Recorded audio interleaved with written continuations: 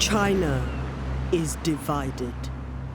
It is a rich and fertile land where harmony once ruled, and may yet again. But now, the once proud capital of Luoyang lies in ruins, and all along the Great Yellow River, a terrible conflict rages. Dongzhuo, the tyrant who once held China in his iron grip, is beset on all sides.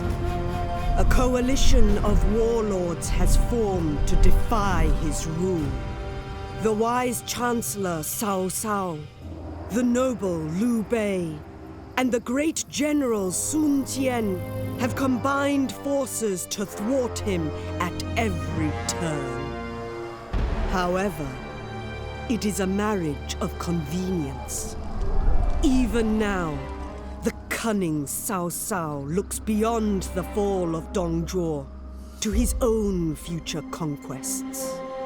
He has planted a spy in the court of his ally, Sun Jian, south of the Yangtze River, and watches for his opportunity to strike. Lady Sun, Sun Jian's noble daughter and one of his finest generals, leads her army in the east. Around her, she feels 1,000 unknown eyes watching. There is a rustling in the trees and a dark secret in the mountains. The trap is set. Hello my friends, or should I say ni hao, to be more appropriate for the video.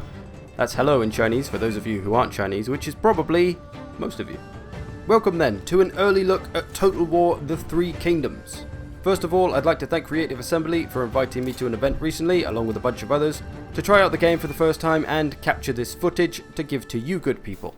Also remember that everything you see in this video is still in development. This is quite an early build of course, as there's still 6 months of work to go into the game before it's released, so don't be a massive crybaby if you see something you don't like. Also remember, there may be bugs and things, but to be honest, for a demo that's still got 6 months of work to go on it, it was actually in great condition. I didn't really see any bugs, everything ran pretty well, a lot of stuff seems to be in place, and it was a good impression on the technical side of things for a first demo. Anyway, to the important stuff. So what are we going to look at in this video? Pretty much everything I experienced. So I'll talk about the heroes and how their armies work, I'll talk about their abilities and their stats, you'll see some of the animations, and I'll just try to remember all the information that I was given and divulge it to you all over your face. So, on to the good stuff. So first of all, how does an army work? Basically, you have your heroes and they have their retinues, which is just their own little group of troops. You can have up to 3 heroes in one army with a maximum of 21 units in your army altogether. There's a whole bunch of different heroes which have different abilities and different roles within your army. So like Sun Quan here, he's the commander class, so he's more about keeping the troops in the fight and helping them survive. As for Sun Ren, she's a vanguard. She can dive into the enemy front lines, be disruptive, do a lot of damage to enemy troops. She's good in melee, so she can take on other heroes. I'm trying to scroll across all the icons as well so you can see what they all are, just in case you're wondering. A lot of them are just the normal ones that we see in Total War. But yeah, your heroes, different classes, different abilities, different roles within the army. So this can make things very interesting, I think, as you could have one hero that controls one section of your army. So Sun Ren, for example, she could be the commander of your front line. So her entire retinue could be all of your front line units, and then you could have another hero who could maybe be like the master of the cavalry or something, and his entire retinue could just be cavalry. So you can have different heroes controlling different sections of the army. Perhaps. That's just where my mind's going with it. Now let's answer a burning question for many of you. Are the charges any good though? Oh yes they are. As you can see, people get knocked around properly like they should from a cavalry charge. It's not too over the top. It's not Warhammer where they're flying like 30 meters across the screen. That would be ridiculous. It's just enough, I think, to make the charges look nice and impactful and crunchy without being too over the top and going Warhammer. So that's how the armies are put together and things. Now let's take a look at some of the units with their stats and abilities. So let's have a closer look at Sun Ren. As I mentioned, she's a vanguard class. Different heroes will of course have different abilities, different things they're good at. And one thing I found personally awesome was the relationship effects. So Sun Quan, the other general in this army, is her brother. And if one of them dies, the other one goes absolutely friggin' mental. And you can see all the stat buffs they get. So that's a really interesting little mechanic. She has an ability called Heartseeker where she can do a ton of damage to an enemy hero with an arrow, and one that increases her damage for a little bit. And then onto some of the stats. So I believe these ones that are showing here, just these 5 are the most important ones to her, but you can click and see all of her stats, and there's a lot of them. More than any other Total War, I think, which I'm personally a big fan of. I do enjoy a good stat. I was worried after Thrones of Britannia took a lot of stats away and there was only like 6 stats or something. I was worried that was going to happen to this, but oh no, it's gone the other way. There are lots of stats, although it's just all the stuff that we had before, but it's now not hidden away. So like in weapon strength, if you scroll over it, you get base damage and armor piercing damage, but that was kind of hidden behind weapon strength. With this, you've just got both of those stats, base damage and armor piercing damage, right in front of you, so you can see what they are. I'm mousing over all the different ones here so you can read them if you so wish. And characters have passive abilities and the activatable abilities. As I mentioned, Sun Quan is more of a supporting hero, so he gives charge resistance and missile block chance and morale, helping your troops stay in the fight that bit longer. And as for some of the troops we had in this demo, these are Mercenary Infantry. They're a medium melee infantry, apparently. So going to be one of those frontline units, great for cutting down the spearmen. They have a bunch of different formations. They've got a circle formation, which is interesting.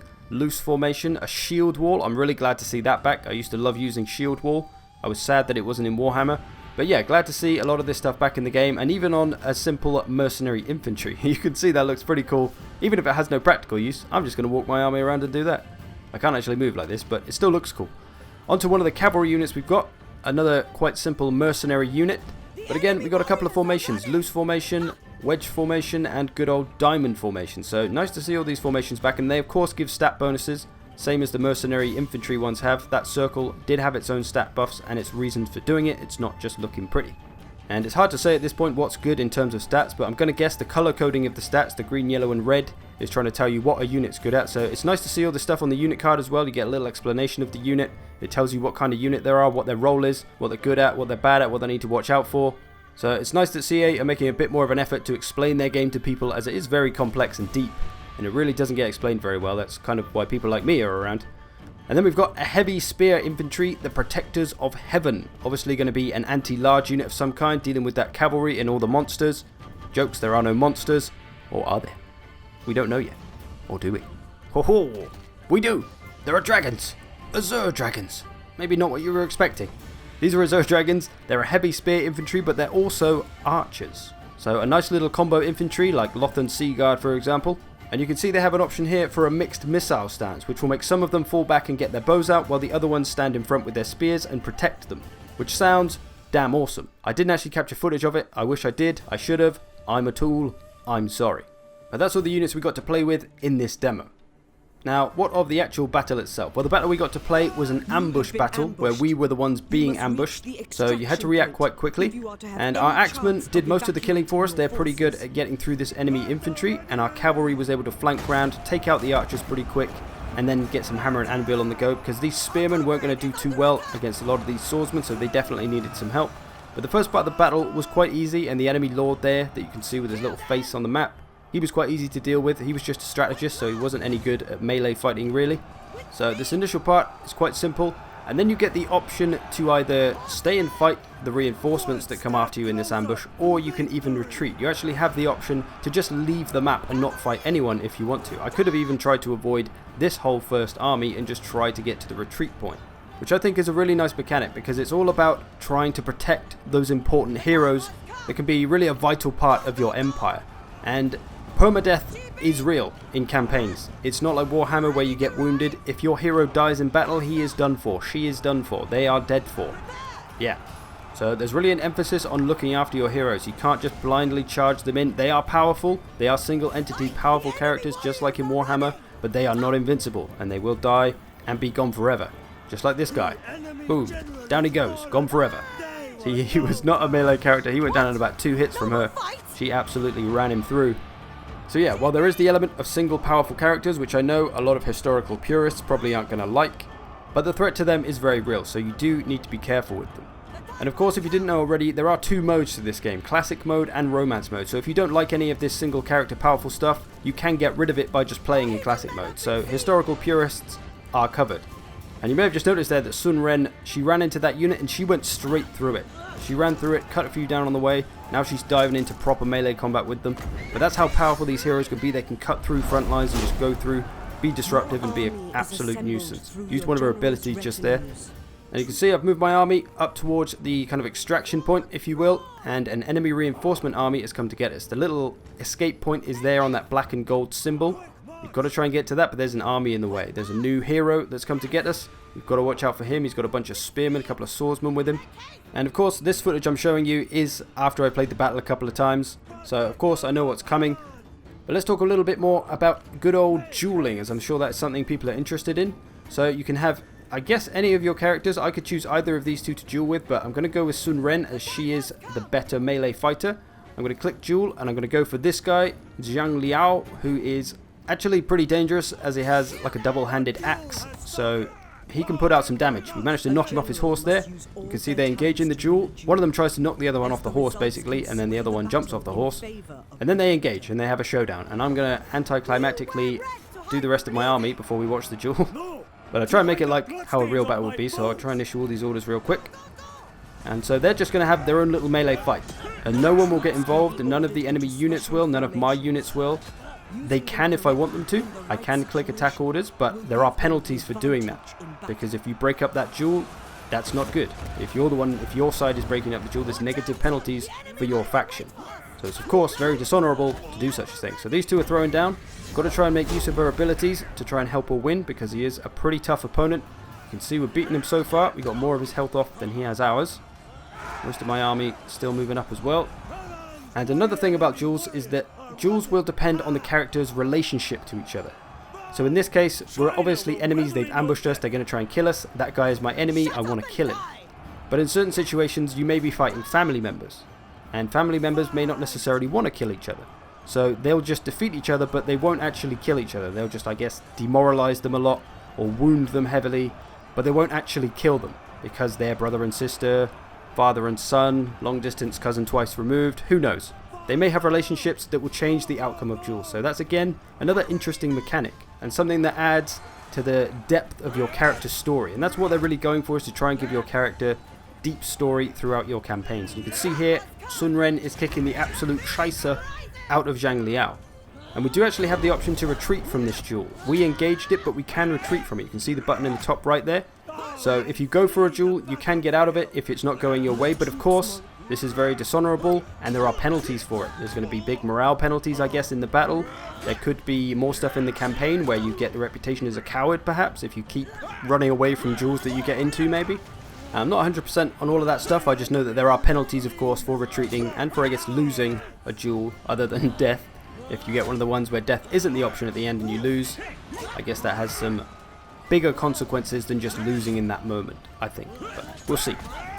So yeah, the battle overall, you get attacked and ambushed at the start, and then you try to retreat and you get attacked by a reinforcing army from the front, and then also one starts to come at you from the back, which you don't notice the first time because you're too busy facing the first one, which is what happened to me. This is the second time I played the battle. This is the ending. It was very close. It was a difficult demo. As you can see, I barely got anything left. My heroes are hanging on with a slither of health, trying to take out the enemy hero to try and get us that victory. And overall, I really enjoyed the demo. It was pretty tough, like I say, which kept it exciting, kept it challenging. Of course, this was kind of a set battle, like a quest battle or something. Things were determined to happen at a certain time. It's not just completely random out in the campaign map or anything. But yeah, for a first demo and a welcome into the game, it was a damn good impression, I think. If I had to give any criticisms, I'd say that maybe some aspects of the battle went a bit too quickly. Like when my axemen fought spearmen, they cut through them super quickly, but yet spearman on spearman would last for a long time as a battle. So it was maybe a little bit too much of a speed disparity between them. But like I say, it's early days, there's lots of tweaking and balancing to do. And of course that opinion and all my opinions in this video are based on playing the game just for a short time. If I played the game more, maybe my opinions would change a little bit, but yeah, initial impression good, maybe a little bit fast in places, but I think that's part of the deal with romance mode. Like I said, you've got romance mode and classic mode. Romance mode has all the single heroes like here, and I think is a bit faster paced. I think that's something I picked up on from what one of the developers said, is that romance mode is going to be faster and classic mode is going to be a bit slower and the battles will last a bit longer, like in classic Total War. I think. Don't quote me on that, but yeah, that's something. The other thing that I think is one of the biggest things for me, and I'm hoping is going to be a massive improvement, is the AI. Because the battle AI in Total War Warhammer, not so good. They have no formation, they run around all over the place randomly, They'll charge their cavalry into your spearmen and just leave them there. There's all these silly things that happen that I'm really hoping get sorted out for this Total War. And it's hard to gauge that in this demo that I got to play because it obviously was kind of a scripted quest battle type thing. But that's something I'll definitely be having my eye on when the game comes out. So hopefully this video gave you a look of how the battles are going to be, how things are going to play out, what kind of stats we got, what kind of characters and abilities we've got, and what to expect from this new and the first proper historical title, I'm not counting Thrones of Britannia, after Warhammer. I'm curious to see what they'll take into new historical titles after Warhammer and the success that that's had. Obviously we've got single entity characters, that's a big thing, so I'm curious to see what else they've done. And I would like to stress that this is just all my opinions. CA invite you to these events, they don't ask you to say anything about it, they don't ask you to be positive at all, you can be completely negative about everything if you want to, as people tend to accuse you of being on the payroll or something if you give positive reviews of these kind of preview events. But no, this is just my genuine reaction to the game. I really enjoyed it, I'm really looking forward to it. As I, like many of you, grew up playing Dynasty Warriors and learning all the characters and learning about all the characters, I even read the Three Kingdoms novel when I was younger because I was so into it. This is really a highlight for me as a Total War player because it's something I'm really already interested in, and I love Asian culture and Asian military history. So I guess I'm a little bit biased to the setting in that regard, as it just interests me anyway. The fact that it's been pretty well done so far is looking good for it. And I think it's going to be the best Total War for new players of the Total War series to get into the historical titles, because a lot of people have obviously started playing just for Warhammer. They didn't really look at Total War before that, but now this one, because it has the more fantasy edge in romance mode, it may attract more people to it rather than just being a straight out classic Total War, which is quite a different experience from Warhammer. So yeah, definitely looking forward to this one. Expect to see a lot of it on the channel if it carries on and the actual game is as good as this demo was. And there's a whole bunch of other stuff I learned about spies that can be double agents in the campaign, and there's a day and nighttime cycle in the campaign, and a few other little bits, but I'm sure everyone else will be doing videos about it. They got to attend these events, so you could probably check their stuff out for more info on that, as I just wanted to focus in on the battles and stats and things that most interest me. That's what this video's been. I hope you've enjoyed this. Thanks for watching. I will see you in the future. If I knew how to say that in Chinese, I would say it, but I don't.